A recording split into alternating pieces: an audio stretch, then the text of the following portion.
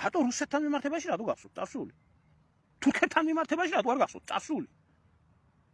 სომხებთან მიმართებაში რატო არ გახსოვთ წასული? აზერბაიჯანთან მიმართებაში რატო არ გახსოვთ წასული?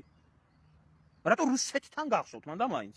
იმიტომ გელაპარაკები რომ მაგაზროვნებით ბევრი აზროვნებს, ვინც რატო არ 21 წელი რატო უნდა დავივიწყო? 21 წელი რატო უნდა დავივიწყო? როდესაც თხასავით გაყიდეს ჩემი ქვეყანა. ჩვენ ევროპასთან ურთიერთობის ძალიან მწარე ისტორია გაგვაჩნია. დაწყებული ოქროს საწმისიდან. ქურდობით, მოპარვით, მოტაცებით და მერე, როდესაც მოღალატე წაიყვანეს საქართველოსდან, რომელსაც მოაპარია, აი ის ბედი მოელის ყველას.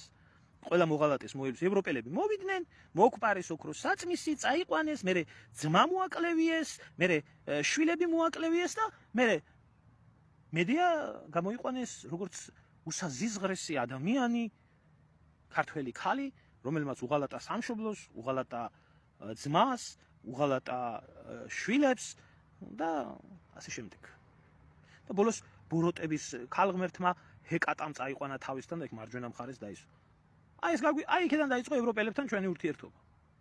და მე მაინტერესებს ერთი თუ ყველაფერი ისე აკეთა მე შევარდნაძემაც, სააკაშვილმაც, რასაც ევროპელები და დასავლეთი ითხოვდა, რატო არ გაბრწყინდა ჩემი ქვეყანა და რატო დაინგრა, რატო დაიშალა ეს ყველაფერი, რაც იმ ბნელი კომუნისტების დროს იყო ნაშენები და რატო ხდება ისე რომ ერი არის ვალებში, რატო ხდება ისე რომ ერის მთავარი სიმდიდრეები არის უცხოელებზე და რატოა რომ გაძვალტყავებულია ქართველი და გადაყრილია 360 გრადუსით ყველგან თავის გადასარჩენად. იმიტომ რომ მის ქვეყანაში ეს არსებო წაართვეს და ზოგს ასე ზოგს ისე. ეს ხო ამათი რეკომენდაციებით გავაკეთეთ მსოფლიო ბანკით, სავალუტო ფონდით, შეიგ ევროპული და ამერიკული დახმარებებით. რატო დაგვემართა ასე? მე შევჭამე ეგ ფულები? შენ შეჭამე? ჩემ აუდიტორიამ შეჭამა? რაღაცა არ მგონია.